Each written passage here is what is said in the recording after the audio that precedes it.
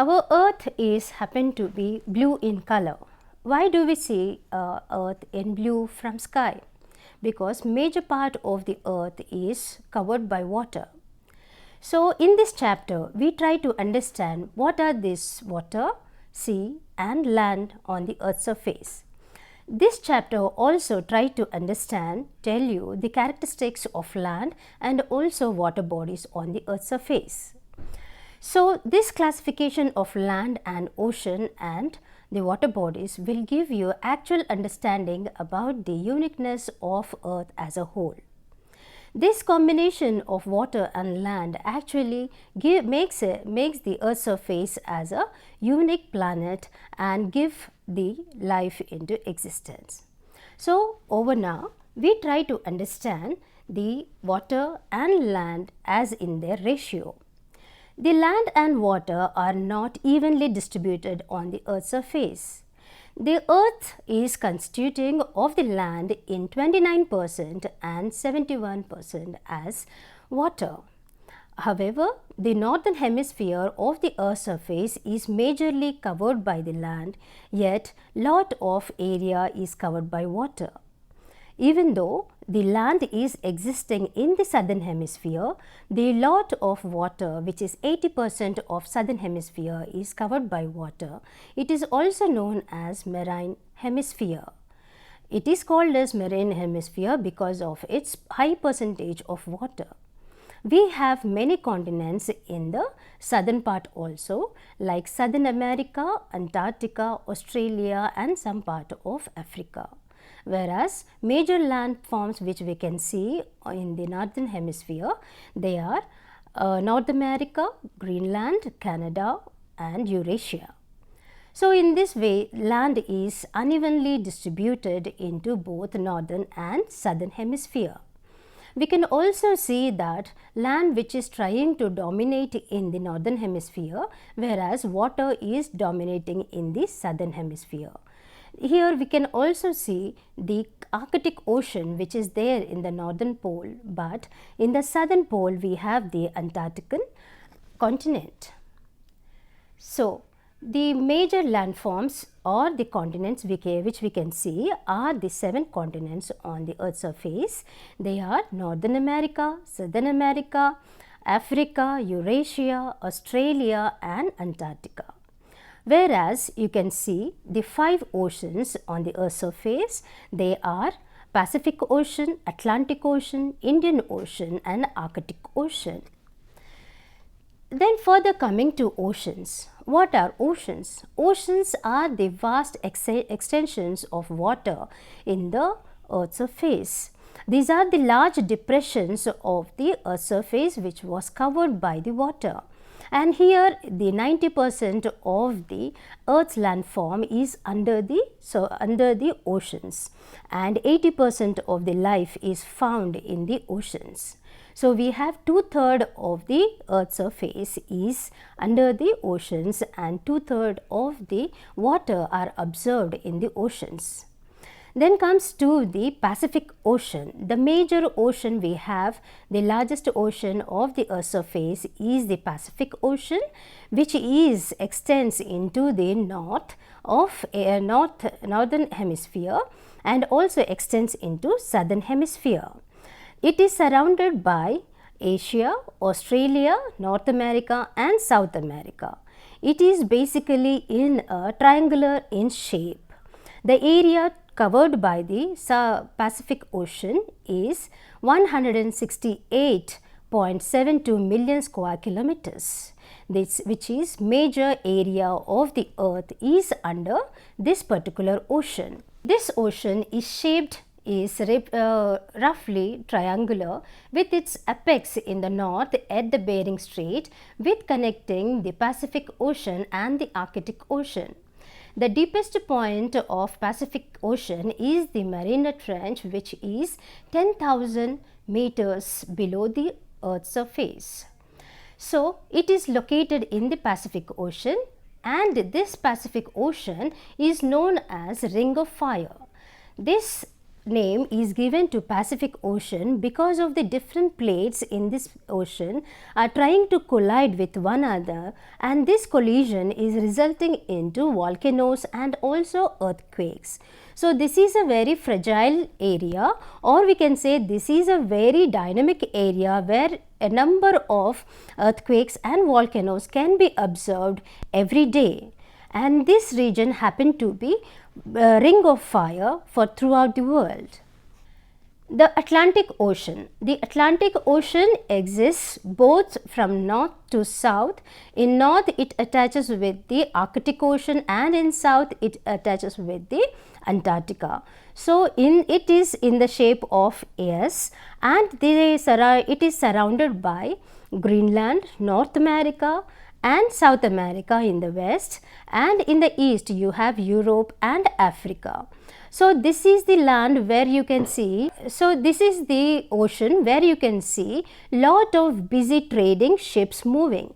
This is because the highly industrial Europe started its trade with the American land. So, heavy rich industrial America started its trade with Europe and other countries, and in the southern we can see Brazil and Africa. These happen to be a major ports wherein lot of trade takes place with the help of the Atlantic Ocean. So, this Atlantic Ocean happened to be very economical in nature because of its the water movement, and it is having a very narrow wherein lot of turbulences can be avoided. So, the Atlantic Ocean is surrounded by both sides as a land, and it is in S shape.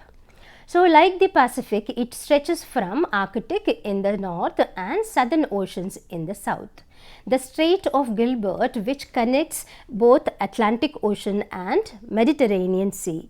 Mediterranean Sea is a sea in between your Europe and Africa, wherein lot of trade can be seen, lot of transportation of material can be seen, and with this Gilbert Strait you can see lot of transportation links into Mediterranean, hard land of Asia, Mediterranean, and towards the northern and southern American regions.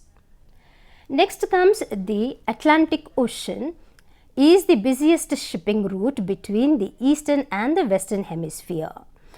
So, the Hellenian, Newfoundland and the Iceland are some of the islands found in this ocean also. We have Indian Ocean. Indian Ocean is in the southern of the India, and because it is the oldest continent, the Indiana, this has taken the name from India as a continent.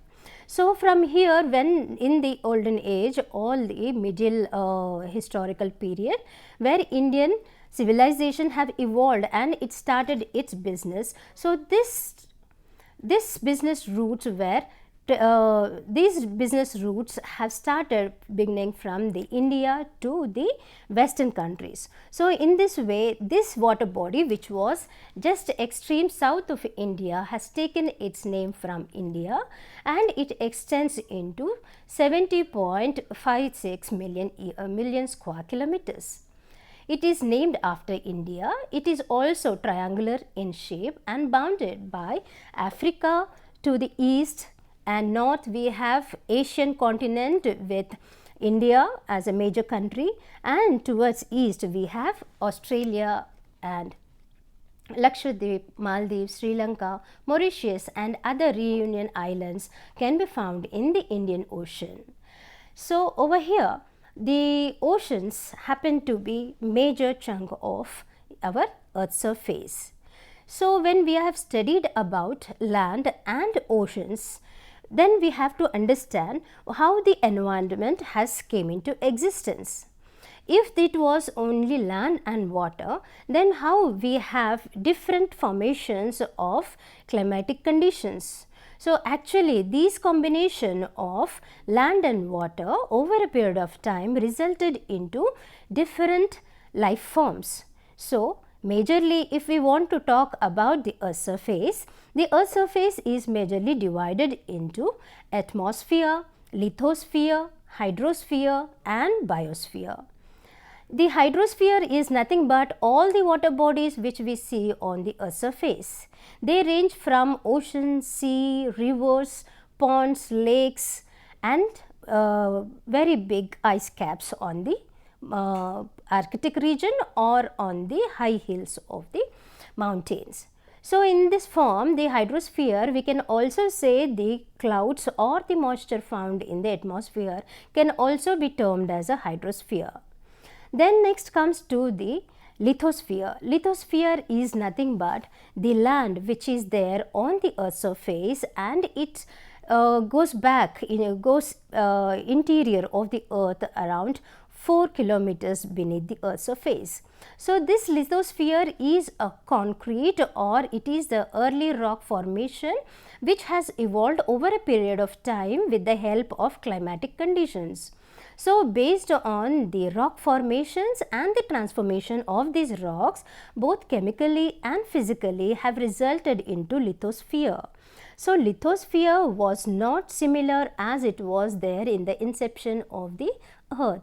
The earlier rock was in a basaltic nature, which was transformed into sedimentary or metamorphic rocks, and these basaltic rocks were transformed and given their space or given their shape into chemical and physical forms, and transforming the early surface of the Earth into present surface of the Earth. These surfaces of the Earth were transformed based on the climatic conditions. So what were these climatic conditions? We can understand these climatic conditions based on the atmospheric conditions. The climate is basically depends upon the air conditions above the Earth's surface. So atmosphere, which is not initially in this particular composition of nitrogen, oxygen, carbon dioxide and other gaseous materials, but it was initially poisonous in nature, which was evolved from a gaseous material. Hot gases were prevailing. They were transformed after the volcanic eruptions of the Earth. These volcanic eruptions have added lot of CO2, nitrogen, helium and other gases. After the formation of H2O, then we had the inception of water in the atmosphere. When these clouds were started forming into the atmosphere, they came into heavy and they were condensed. This condensation started them to fall as a precipitation. The precipitation of water, precipitation has led into filling up into all the depressions on the Earth's surface. The Earth, which was initially in a gaseous material, started consolidated itself in the form of crust, mantle and core. It has started irregularly forming itself. So wherever we had the depressions on the Earth's surface, these depressions were filled in with the water, and this filled in depressions, when they started overloaded, they started flowing from one place to another.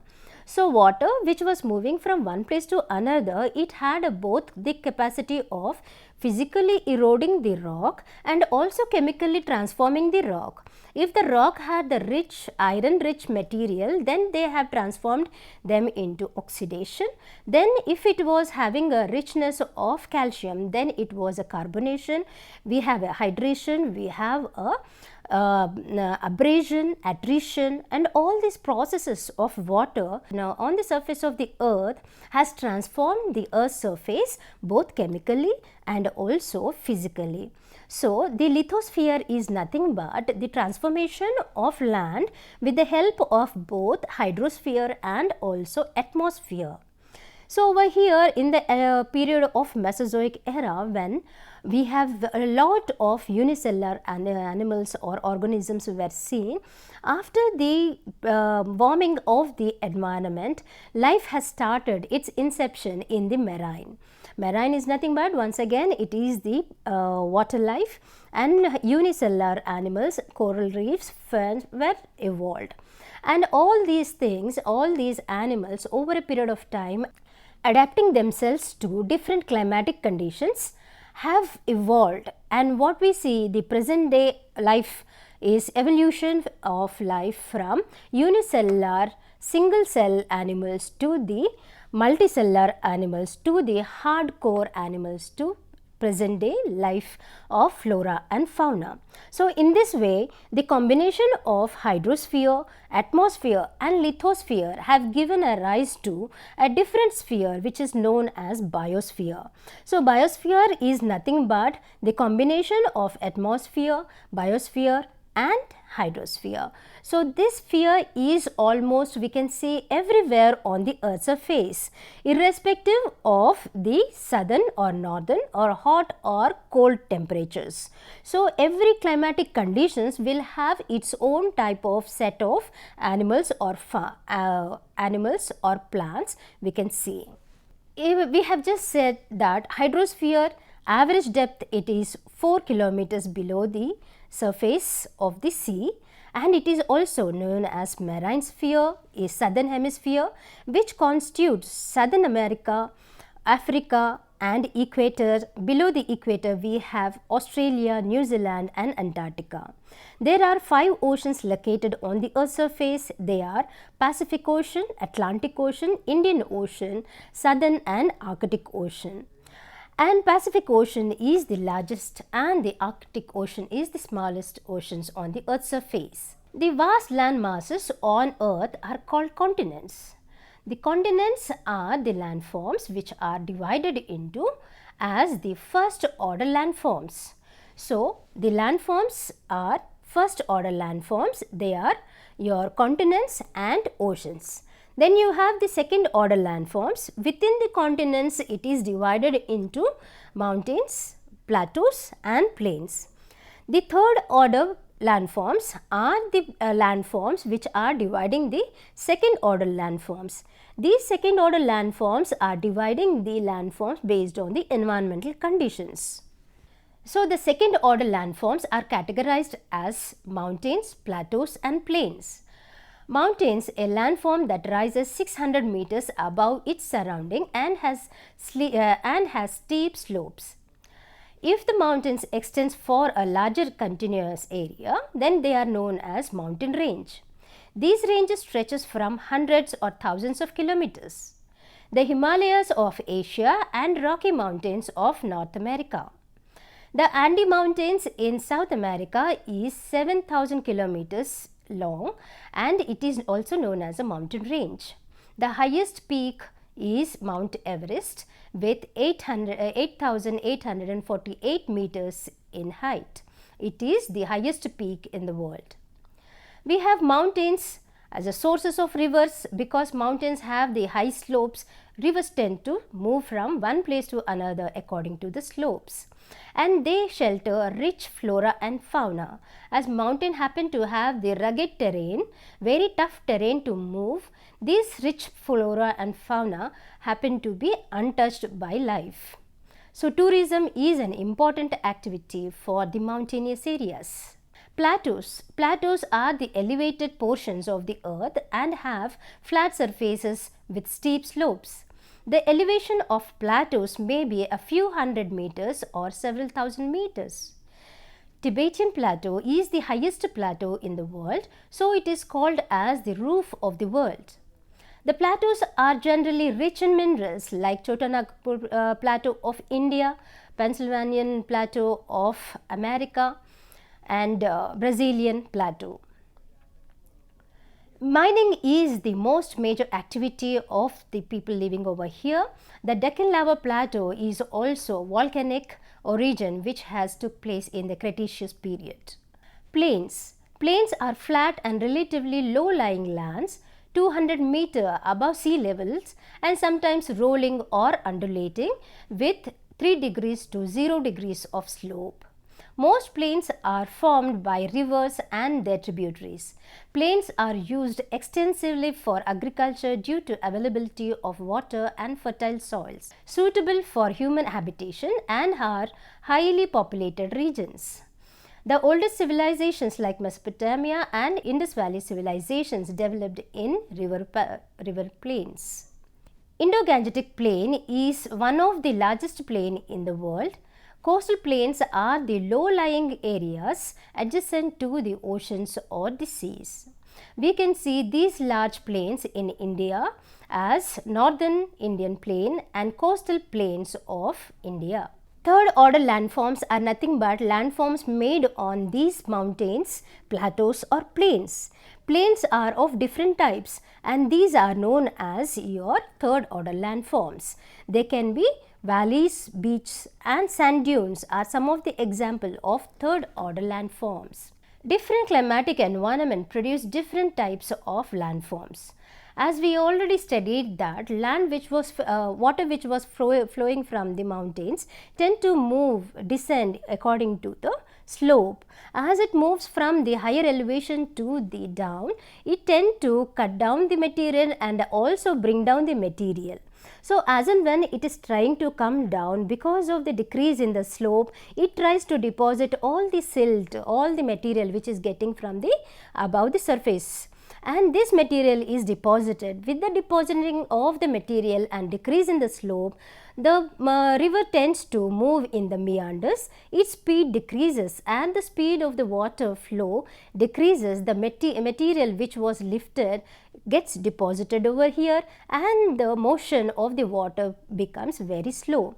So when it is slow, then its cutting of material starts depleted. This deplete in the material cutting takes place and the water tries to spread itself onto the floor. The plain gets into a water area as a delta and the water gets spread into the earth's surface. As and when it starts joining the sea or the ocean, the whole of the silt brought by the water is deposited and water spreads itself.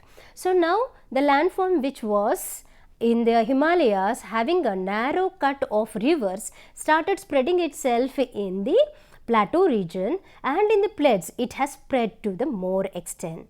So in the same way, we can also see that glaciers which are cutting the mountains at the head, because of the high steep and heaviness of the glaciers, they are trying to cut down the material along its bed and trying to bring down the material. As and when the material is trying to come down or the glaciers trying to come down, the material started depositing to the foothills and the glacier moves on further according to the slope. This moving glaciers, as the slope decreases, deposits all its silt and it is not having any capacity to cut the bed, then it just moves down. As the glaciers need to have a very low temperatures. When it descends down, the temperatures increases. This increase in temperatures kills the ice or kills the glaciers. These glaciers, when they are killed, they flow as a river to the next stage. This flowing of water, again, if it is able to pull down the silt along with it, it takes away the material and forms as a river. Otherwise, it tries to leave away the material there itself and it moves away. So in this way, different climatic conditions of humid conditions where the river system is working, the high cold temperate regions wherein your glacier is working, and where you have the high arid regions where the wind is blowing with a high velocity and carrying the sand with it. This sand which is lifted by your wind is trying to cut down the rock which is coming in front of it. So when the sand is cutting, the moving wind with sand is cutting the rock, then you will have a different landforms. So these all landforms of different climatic conditions have their own importance based on their economic resource. The river valleys or the humid conditions will support lot of agricultural conditions. The glacial environment help you to bring down lot of mountainous material to the slopes and transforming the material into a richer silt, whereas your wind action areas are rich with the sand, and sand which happens to be very rich in the Sahara or the most important deserts of the world. So, all of them happen to give a different economic source. So, by understanding the landforms of different stages like first order, second order and third order will help you to understand the different resource base of that particular region, and also we are able to understand the economic or ethnic lifestyle of the people and how best we can make use of technology in transformation of this living style. So, here with the help of India map, we can just understand different environmental conditions supporting the biodiversity.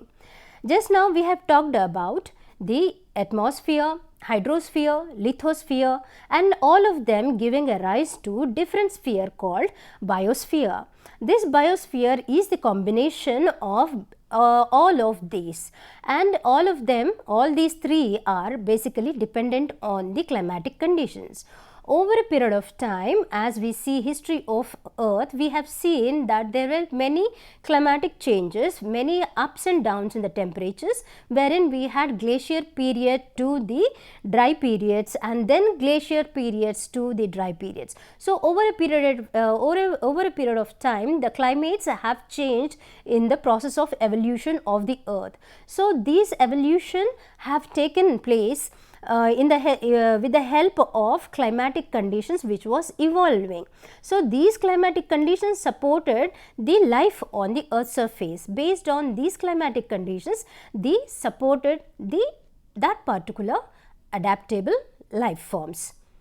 These adaptable life forms we can see in India, as we have Himalayan biodiversity region, we have Western Himalayan biodiversity region, we have desert biodiversity region in the Rajasthan, and in semi-arid region adjacent to the deserts, we have Gangetic plains in the north, Central highlands, we have Deccan lava plateau in the central of India, we have Western Ghats, and we have coastal plains in the west and eastern plains as we have in the east of India. We have Western Ghats and Eastern Ghats which are acting as a boundary for coast, and then the interior is your Deccan lava plateau. So, in the same way, the biodiversity of India we also have in east of India, that is Himalayan biodiversity of your Sikkim and Arunachal Pradesh, Assam, Nagaland and rest of the area having a very northern eastern biodiversity. So, in this way the biosphere is the combination of all these land, water and sea. So, as we have seen that earth was in a single land mass, and this started moving from one plate to another in 200 million years ago, giving a rise to new landforms from Pangaea, and they have divided into two landforms as 150 billion years ago as Laurentia and Gondwana. Laurentia in the north and Gondwana in the southern, and in between them we can see the Tethys Sea. So, there was a lot of evidences which give us this theory as true, that is by Alfred Wegener. He said that there is a coastal similarity between your South America and your Africa, where we can see lot of rocks matching, fossil fuels are matching, and then the evidences date back to the rock of tilt, which is glaciated rocks which are found almost on the all rock layers of the continents. So, in this way various evidences support us that all the land masses which are divided into different continents today, they were at a single point, and over a period of time due to internal forces they have drifted towards different directions, and this way the continents and oceans have taken today's shape. So the life which has come with the help of all these three spheres of land, water and atmosphere has given rise to biosphere. This is the importance of land and water combination in any place. If a land is having lot of coast, then you will have a humid climatic conditions. If land is enclosed and it is not having exposure to water, then you can see the arid environment. Based on these humid or arid environment or climatic conditions, you will have different biospheres on the earth surface. With this, we conclude land and sea as a chapter.